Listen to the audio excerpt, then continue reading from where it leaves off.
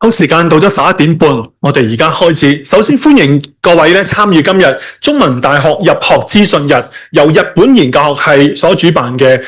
本科生日本研究主修嘅入學講座。各位早晨啊！我先介紹我自己先，我係何志明，係日本學系嘅副系主任。咁我亦都響這個機會咧，係介紹我哋今日出席嘅同事。咁我哋有我哋嘅系主任中野教授 Professor Len Nakano， 我 Department Chair。係，我哋亦都有我哋嘅教師團隊啊，就係蔡永森老師。蔡老師係一位好資深嘅日語教師。我哋嘅office 嘅我哋嘅行政主任就係 Becky。我哋嘅 IT 嘅同事阿蘭。係。好，咁之後咧就馬上開始進入去我哋今日嘅介紹啊。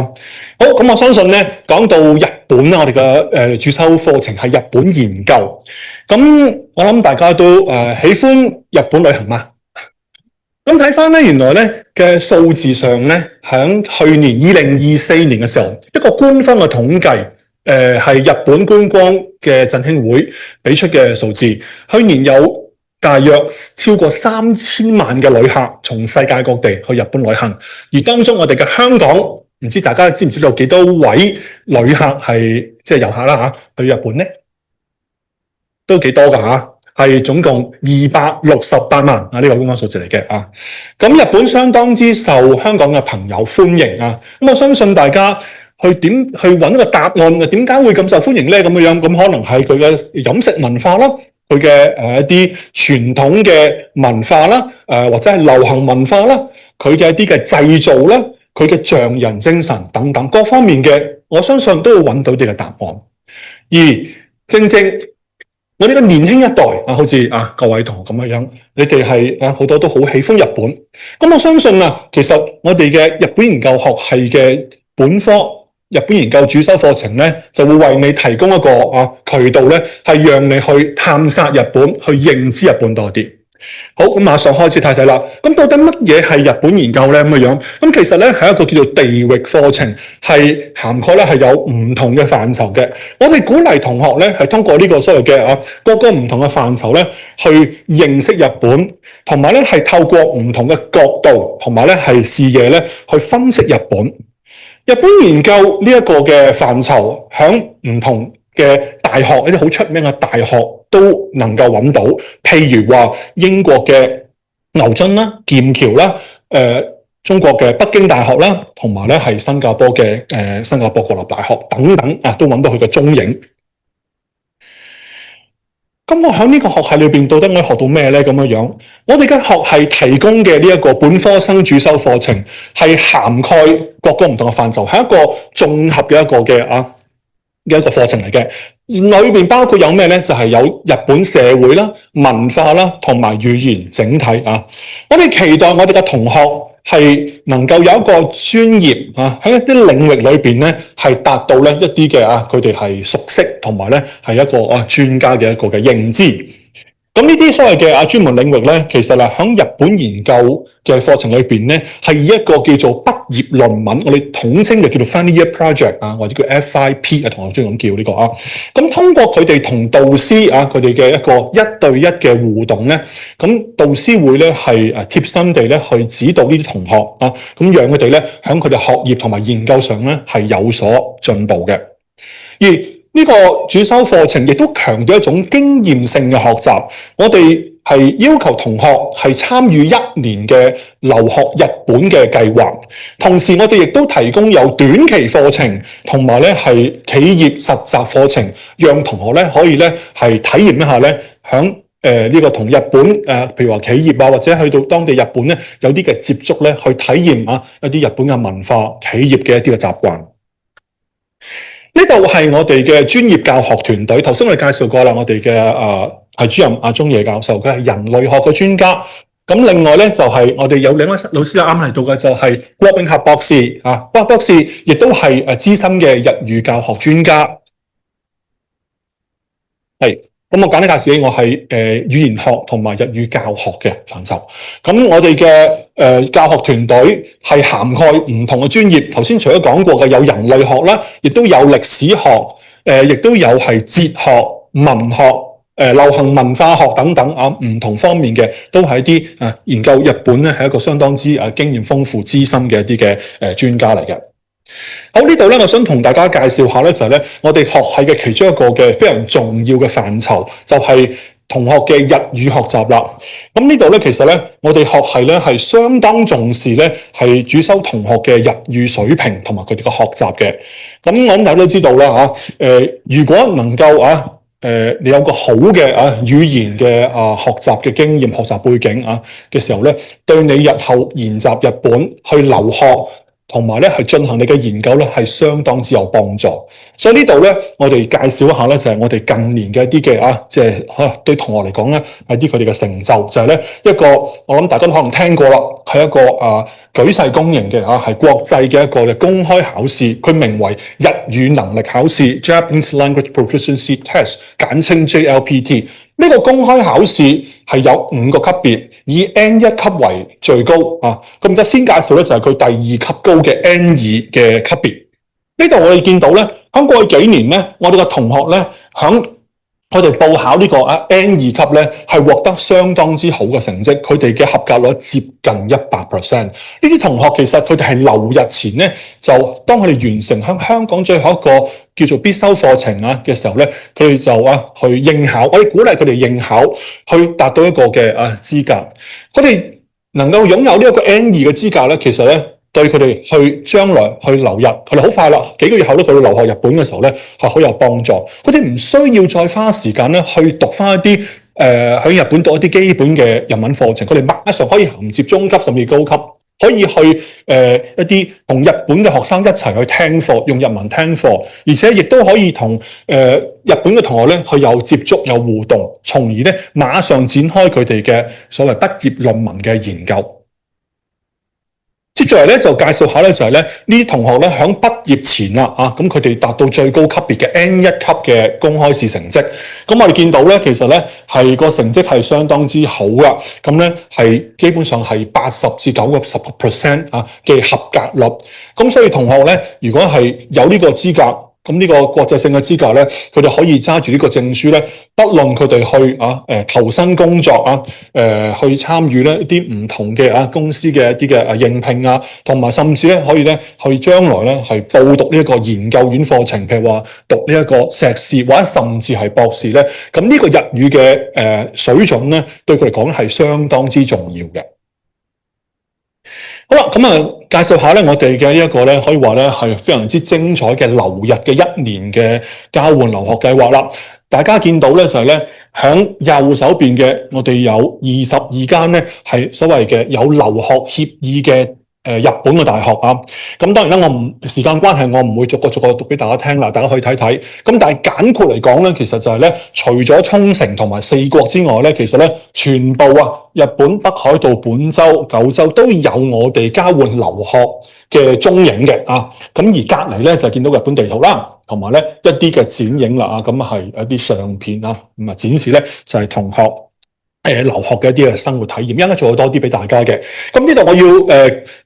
要提大家啦，就係咧呢個嘅留學嘅列表咧，因為我哋每年咧都可能會有唔同嘅，所以咧今日你聽嘅呢個講座咁可能嚟緊出年你入學嘅時候咧，可能你要再睇睇咯。咁你去申請留學嘅時候咧，可能你再去睇翻一個最更新嘅一個最準確嘅資料咧，咁會方便你咧去做一個最明智或者最正確嘅選擇我哋呢個係會有唔同嘅所以呢個係俾一個資訊大家參考先。好，講到1年嘅留學裏邊有好多精彩嘅故事，大家睇睇啦呢度咁就係啲所謂嘅節禮啦，同埋咧啲所謂嘅文化嘅一啲嘅祭典啦，跟住就係呢一個一啲音樂性嘅一啲嘅活動啦，咁咧同留學生咧同埋日本人咧都係有啲所謂嘅互動嘅咁嘅樣。好啦，跟住咧我哋就睇睇另外一幅啦，就係咧一啲參與咧係傳統嘅一啲嘅節日啦同埋咧同同學們嘅一啲嘅互動啦，咁喺呢啲即係可能係餐廳居酒屋嗰啲去食下飯啦同埋咧有無數嘅呢啲所謂嘅參觀活動或者旅行咁嘅樣。呢個留學嘅一年，其實對於我哋嘅同學嘅成長發展好重要。佢哋一年到底做啲乜嘢咧？簡括嚟講，可以分成係第一，佢哋會去嗰邊研習日文。由於佢哋已經達到咧一個係即係中級嘅水準啦嚇，咁嘅時候咧，佢哋去到咧可以按照佢哋嘅日能試嘅成績啦，或者係當地學校佢哋提供嘅呢個所謂嘅甄別考試嘅成績咧，去編配一啲適合佢哋嘅課程。而佢哋嘅日語成績亦都能夠幫助佢哋咧係比較快速地咧去了解當地嘅大學以日語教學嘅嗰個嘅習慣啦，同埋當然亦都有一啲課程係以英語授課嘅。呢啲課程涵括有唔同嘅範疇，譬如話心理學、商業或者係社會文化等等呢啲嘅範疇。咁所以咧，其實去到日本咧，除咗日文嘅學習之外咧，更加亦都係全方位地咧去學習唔同嘅範疇。當然咧，我哋嘅學生學習生活唔係淨係讀書，仲有係咩咧？就係參與唔同嘅課外活動。呢啲課外活動能夠同日本嘅同學或者係留學生有啲嘅互動，識到新嘅朋友，去增加佢哋嘅朋友圈，去鞏固佢哋嘅即係對於佢一啲唔同嘅民族嘅人士嘅友誼。呢啲例子有啲咩？可以有係樂團啦，又有射箭啦、體育運動啦，比較靜態啲嘅有茶道、花道等等呢啲嘅活動咧，同學都有參與過。此外就係去到日本，當然啦，好多同學都唔會錯過嘅就係一個叫做居家體驗啦，一個 homestay 啦咁喺一個記住家庭嘅一個體驗咁通過同家庭嘅互動咧，亦都可以咧學習到日本人嘅生活啦，同埋咧亦都可以參與一啲係為留學生而設嘅一啲嘅活動咁去增進咧係佢哋嘅見聞。我哋嘅畢業論文其實涵蓋有唔同嘅活動，一陣間我哋嘅同學會為大家介紹。咁當中有啲嘅例子嘅，譬如話啲咩咧咁樣呢度我舉一兩個例子啦。譬如話呢個叫 Chikawa's Rise Redefining Q Culture and Resonating with Hong Kong Youth， 咁係啲南文化嘅題目啦。另外就係 How do Hiroshima Peace Memorial Museum and Hiroshima Peace Memorial Park collectively shape peace consciousness，both locally and globally to visitors。咁呢個係關於一啲嘅歷史嘅問題啦。咁廣島嘅一個和平紀念館啦同呢個對於遊客嘅所謂嘅和平嘅意識體驗等等呢啲咧，佢哋去研習呢一樣嘢。好啦，咁亦都解釋下我哋嘅企業實習啦。咁我哋嘅企業實習咧係有唔同我哋嘅好長久嘅企業合作夥伴一齊合作嘅，佢哋都係啲好有具信譽嘅公司。我哋去年嘅例子咧，我哋有呢個咧 Hyogo Business and Tourism Centre 啦，呢個兵庫縣嘅商業嘅呢個事務所啦，同埋咧一個好出名嘅航空公司就係日本航空啦 Japan Airlines。咁呢啲其實通過企業實習咧，我哋除咗係教授書本知識以外咧，都希望同學咧係能夠喺出邊嘅社會係有一個實際經驗咧去睇呢一樣嘢。咁呢啲係2個星期或者2個月度嘅一啲嘅體驗啦咁樣。咁所以咧係讓同學咧可以知道多啲。咁呢啲係有競爭性嘅。參加呢個 intern 嘅好處就係話咧可以獲得工作經驗啦，同埋咧提升你嘅 CV 可以咧讓僱主咧可以咧係提高同學嘅一線咁樣同埋都了解到咧係嗰個嘅唔同行業嘅一啲嘅重點啦，去幫佢哋咧係日後就業同埋咧係呢個所謂嘅升學嘅學生活動有好多唔同嘅體驗喺度咧，唔逐個講啦，大家睇呢個相應該都好容易知道文化祭同埋咧係呢個所謂嘅辯論比賽。我哋有提供專修課程，如果同學對於某啲嘅範疇咧係感興趣嘅時候咧，可以點樣咧去選修我哋嘅課程，然之後去獲得咧呢個專修嘅範圍。有3個，包括咧有日本商業與管理、日本在全球嘅定位，同埋咧係日語同埋語言學呢個咧，按照同學嘅興趣咧可以咧係選擇嘅。去到留學，可能同學會擔心就話費用嘅問題，學校亦都提供有唔同嘅獎學金，呢啲包括係由日本唔同嘅機構資助啦，同埋本地嘅一啲嘅人士咧係熱心資助嘅。呢度大家睇呢個數字啦，咁咧就我哋有經濟援助俾同學咧，可以咧去幫助佢哋完成佢哋學業喺日本。跟住我哋嘅就業方面咧，相當之好啦。睇到呢個表咧就係咧過去同學嘅一啲嘅就業啦，涵蓋唔同嘅範疇，不論公營私營唔同嘅範疇都有。好啦。佢哋嘅就業嘅階梯亦都有唔同啦，咁就係有商業啦，有政府啦，或者係啲資源機構等等，亦都有好多同學咧係進修嘅呢啲，咁包括咧係碩士、博士等等唔同嘅範圍。咁呢啲咧好簡單地咧就俾大家睇睇我哋過往嘅啲代表性嘅畢業生啦，咁睇下佢哋嘅發展係如何啦。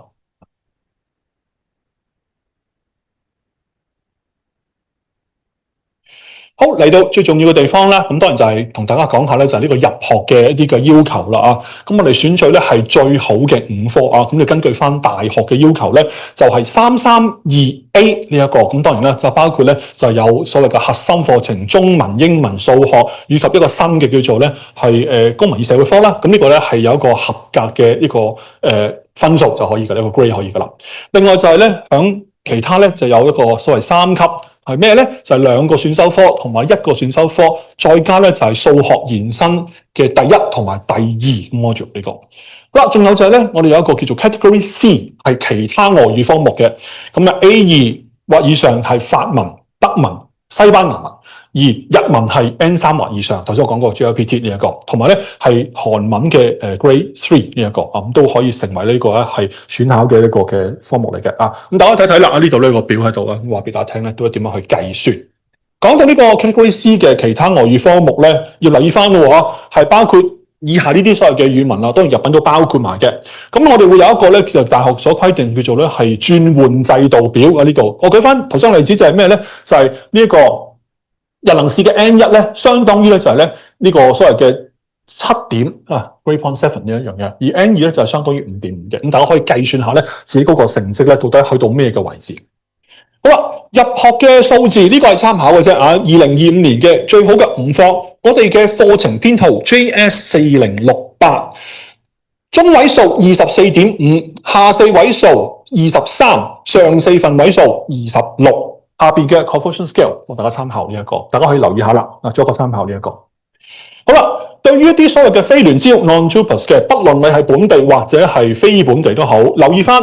嗰個位置係按年不同。IB 嘅分數係概33，GCA level 嘅 AAB 或以上嘅成績。好啦，對於啲所謂嘅 Senior Entry， 即係咧擁有譬如話副學士學位嘅同學咧，就睇睇呢度咯。咁咧，2025年嘅時候，我哋有7位同學咧係獲得取錄嘅，佢哋嘅 minimum CGPA 累積 GPA 數係3.5。呢啲同學基本上佢喺中文大學咧剛完成咗呢個課士學位入到嚟中文大學嘅時候咧，就要讀2年嘅，而冇一個保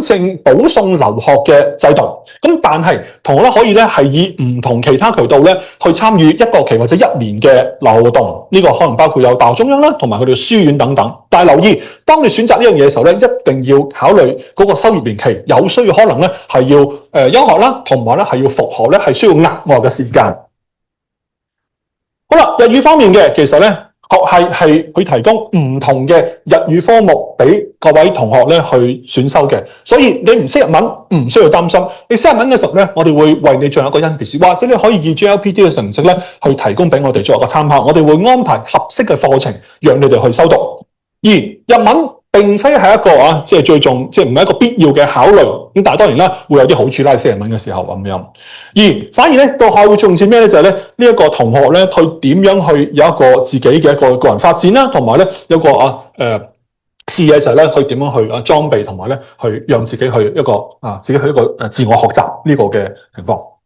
好啦，我哋嘅面試係2026年嘅7月，學係會選取大概60位同學咧，係舉辦一個咧係面試嘅，咁所以會邀請同學參與嘅啊。咁記住啦，如果你想係提高你嘅被獲邀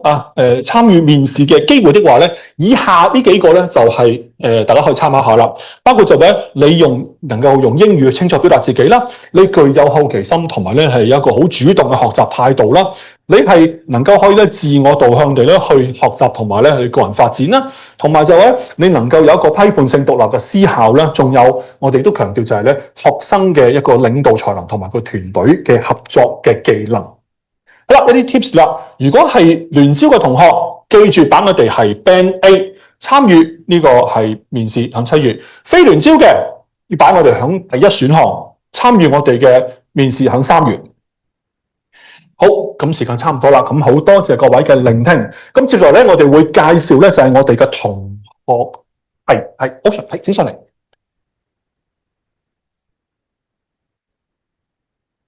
好，咁 Ocean 咧就會同大家解釋咧係佢嘅畢業論文啦，同埋咧佢分享下佢過往嘅1年嘅日本生活嘅。OK，好，咁大家好，我係啱啱喺日本翻嚟嘅 Ocean 啦。咁我希望我嚟緊分享嘅嘢可以成為你哋嘅一個參考 for your reference，就係你哋喺日本可以做啲咩或者會做到啲咩啦。咁你首先如果你話去日本留學，你第一件事諗嘅絕對都一定係去玩㗎啦。咁其實除咗喺日本留學一年，你除咗會去你平時旅行嘅京都、大阪、東京啲熱門旅遊景點之外呢，你可以有啲咩獨特嘅體驗，就係你可以去體驗到日本嘅一個四季。即係你喺香港，你好少會好明確咁樣去 feel 到呢個四季嘅流轉、四季嘅變化。但係喺日本唔同，你9月你會可以睇呢個彼岸花，10月你可以秋天睇楓葉，11月、12月你可以睇雪，3、4月你可以睇櫻花，再落去你就可以睇係5月度，即係唔同嘅花、唔同嘅活動、唔同嘅祭典。呢啲係你喺香港你好難可以明確咁樣感受到，即係一個月一個月嘅呢個時間嘅流逝啦。咁就變咗你喺日本去翻呢啲地方接觸多呢啲所謂大自然啦。咁其實你都係一個比較獨特嘅體驗嚟嘅。咁當然啦，你都會有更加多嘅時間去翻京都嘅旅遊景點嘅。咁當然你話如果留學就唔單止淨係得玩嘅，咁你都會你有 campus 啦，你會喺 campus 度讀書，你會有自己開，你會有自己嘅生活。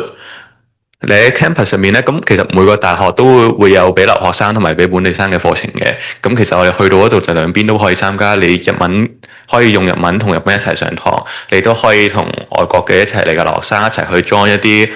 可能外國美國教授去教嘅堂，就變相咗你受到嘅教育咧，就唔單止係淨係喺香港，淨係喺日研嘅呢個 department 俾，即係我唔會話局限啦，但係你就可以出去接觸到更多唔同地方，佢哋大學係點樣上堂，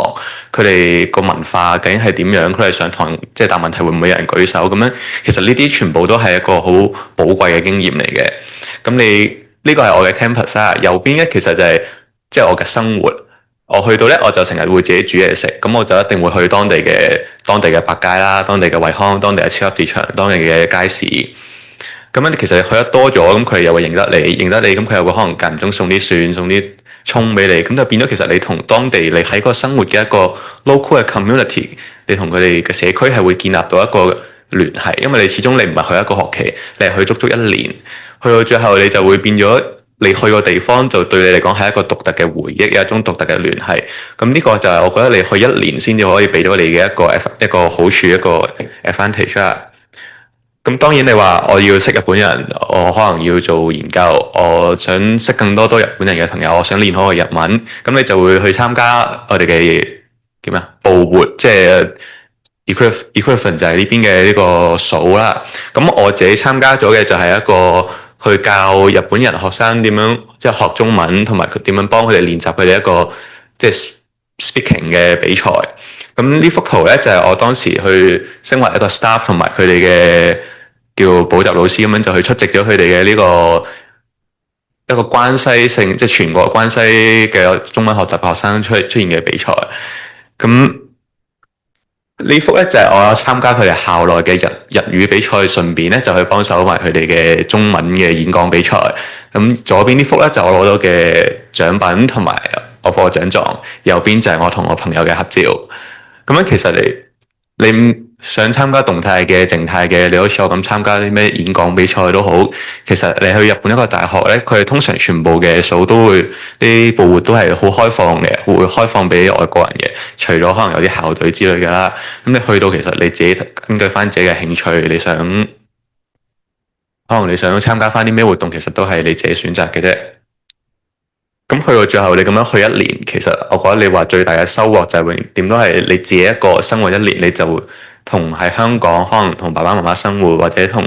大家熟悉嘅中學同學一齊，就係有好唔同嘅。你會有一個成長，因為你去到嗰度冇人識你，冇人會 judge 你，你去做啲咩，你揾啲咩做，你都係要好自發性咁樣去做。你咁樣喺一個咁樣環境之下，你去成長1年，你去無論你最後做咗啲咩都好，其實你全部都係自己揀嘅。咁其實你已經因為一個人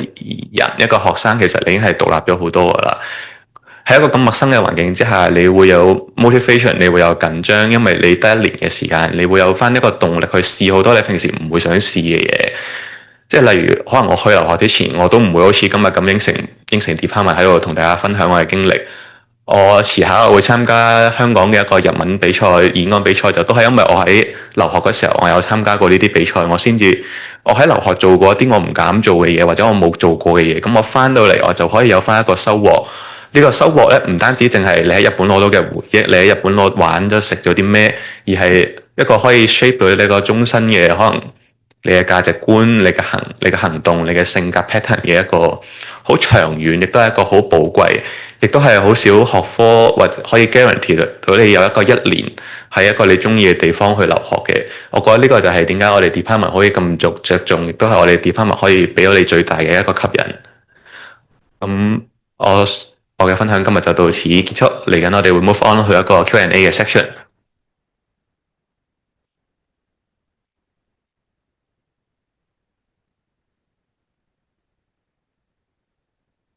好，唔該晒 Ocean 嘅分享啦，咁就睇過佢嘅多姿多彩嘅生活。咁如果同學們你都有興趣成為我哋一份子，去感受下 Ocean 啊，同埋佢嘅同伴啦，佢哋嘅同學嘅生活嘅時候咧，咁都歡迎你咧去睇我哋嘅課程。好啦，咁而家最後尾咧嚟到就係 Q&A 問答嘅時間啦。咁我哋嘅同事咧係會俾個無線咪你咧，咁就可以隨便咧舉手咧就可以問一問題，關於我哋嘅課程嘅資料啊，同埋一啲等等嘅好，上邊舉手，Becky 麻煩你上邊嘅。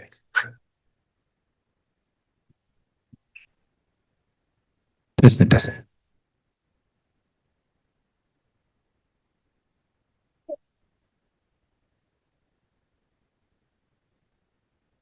教授你好，我想問下留學嗰方面，因為我上年嚟睇係見到有早稻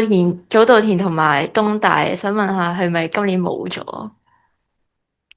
多謝你嘅問題先。咁其實咧，我哋嘅大學嘅表咧，正如頭先我所講咧，佢都係因應咧，係每年咧都有啲微嘅呢一度。咁大家見到嘅呢個咧，就會係最即係新嘅呢個啊。咁當然啦，呢一個係我哋而家醫學係提供嘅咁樣。咁當然啦，其實我都講過啦，有啲其他嘅選擇咧，係呢個大學嘅中央啦，同埋 college 都可以俾到嘅。咁所以呢個選項咧就並非只局限於呢一樣嘢。咁但係我哋會定時咧去檢視我哋呢一個嘅學校嘅一個嘅名單啊咁樣啊，咁盡量咧係為同學提供咧係最多嘅選擇。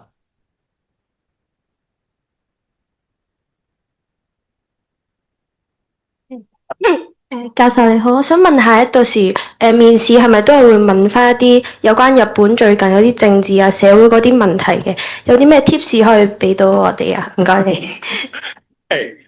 或者咁樣啦，一啲嘅分享啦，唔敢話 tips 啦。咁其實我諗我哋嘅所謂嘅面試咧，係最希望去能夠一個短嘅時間裏邊咧，係能夠認識到同學，亦都知道就係同學點解會喜歡我哋嘅呢一個日本研究專業啦，同埋咧亦都俾到我哋去知道同學嘅準備，你會點樣喺呢跟住嚟嘅4年裏邊咧係去發展你個人啊。咁當然啦，我哋會係集中喺日本嗰部分嘅。頭先講到認識日本嘅時事呢個，我覺得都好重要呢一個，因為點解咧？如果你唔認識日本嘅時候咧，其實咧都好難咧去表現到咧就係你對呢個專科嘅一啲嘅興趣啦。咁同埋頭先我都講過就係話咧，去你個人嗰個嘅發展，你嘅志向啊，同埋你嘅一啲對於學問上嘅追求啊，等目標方向等等咧，都係重要嘅。咁呢啲加埋咧，可以讓我哋嘅團隊咧去知道咧，每一位同學咧到底咧佢係咪一個最適合嘅去加入我哋嘅課程。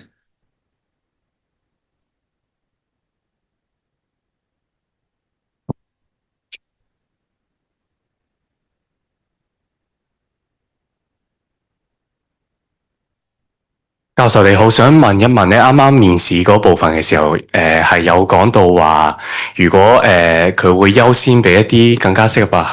擅長講英文嘅學生。咁如果係想問下日本方面、日文方面啦，如果我哋之前已經可以喺 JLPT 度考到一個，我只係有可能 N2 啦，會唔會都有優先咧 ？OK， 唔該晒你嘅問題先啊。好，咁首先咧就係咧語言方面咧。就入學嚟講咧，我哋係唔要求咧同學咧係有一個日語嘅基礎知識嘅，呢個第一樣嘢先啊。咁所以其實咧呢一度咧就可能會釋除咗一啲同學嘅疑慮，就話我唔識日文，我係咪唔可以報讀呢個？唔係。好啦，咁講翻咧，同學，如果你係已經擁有一啲日語嘅一啲嘅譬如話證書、學習證書，譬如話舉個例子就係頭先個人能試嗰個嘅時候咧，咁我哋會咧因應你嘅證書嘅級別咧，去同你做一個甄別嘅呢一度啊。咁啊點解咁做咧？係因為咧，去讓同學咧可以咧係唔需要咧去重複一啲你已經喺之前學過嘅嘢啦。因為咁樣係會即係浪費同學寶貴時間。咁你入到大學嘅時候咧，係會學一啲係你未學過嘅嘢，同埋咧可以更加快捷地咧係讓你咧可以咧去到一個中高級嘅程度。咁樣，咁所以其實咧講翻咧就係、如果你提及到面試嗰個問題嘅時候咧，冇錯，我哋係都重視同學嘅，其實係即係可以咁講啦，即係一般嚟講你話兩文三語，但係其實我哋嘅同學就多啲啦，係三文四語啊，咁所以其實英文亦都係我哋嘅重要嘅語言，因為點解咧？頭先我都見到啦，呢個 FIP 嘅嗰個功課啦，嗰個論文咧係英語書寫嘅，同埋咧我亦都有好多嘅教授啦、老師咧都會用英語咧去授課咁樣，咁所以咧良好英語咧絕對係能夠幫到同學咧去應付你嘅學業。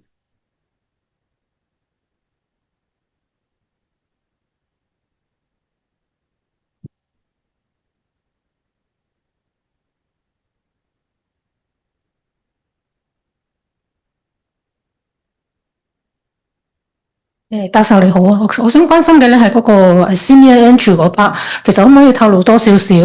係咪啲副學士或者其他 course 讀滿咗2年之後先可以駁入嚟？定係成績好，其實副學士讀咗1年都可以經過 longibus 插翻入 year one 等等咧？OK， 或者呢一個問題我盡量解答，然之後我讓我嘅同事去幫忙啊嘛。咁首先咧，副學士即係主要講副學士咧，其實呢個所謂嘅senior entry 嘅制度就係咧，完成咗呢一個副學士嘅學位，係畢咗業有證書，同埋咧對於副學士嘅畢業同學咧，我哋都有一個額外嘅要求，就係咧頭先我講過嘅日能試咧嘅 N2 級合格證書，呢一個咧係我哋嘅要求嚟嘅。咁至於你話如果讀咗1年係嘛，1年係畢業嘅。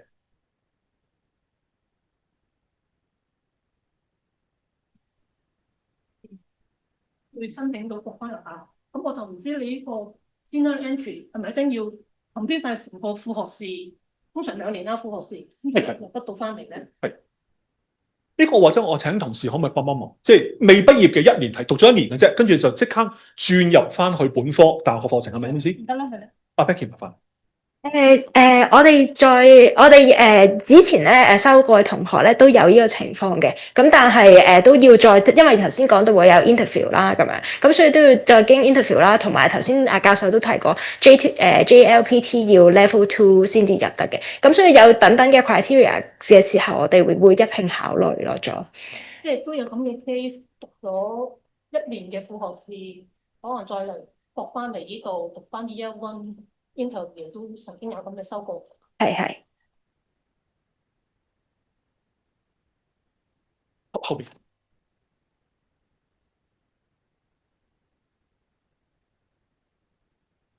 教授你好，我想問，即係 JUPAS 嘅 DSE 分上邊咧，Category C 係咪可以當係 Best 5嘅其中一科？即係其中一科 elective。可唔可以有？係可以嘅，係可以嘅，但係一定會係JLPT N3 或以上先至會當成其中一個 elective，咁跟住就再 convert 做唔同嘅 grade points 咯。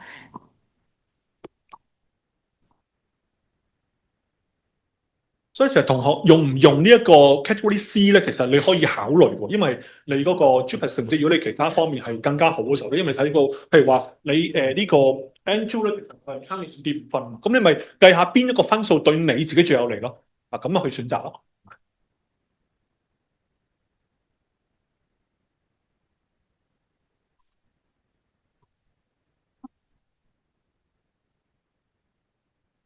OK，咁如果冇問題嘅時候咧，咁再次多謝咁多位嘅參與啊，多謝你哋啊，參與呢個嘅入學講座，咁期待咧響出年8月嘅時候咧可以見到大家啊 ，thank you。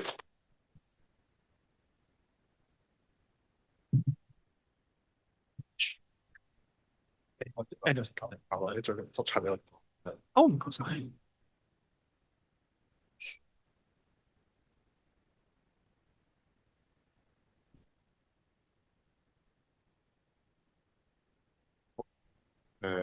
呢度你可以交俾我。OK，得。好，咁我攞翻啲係。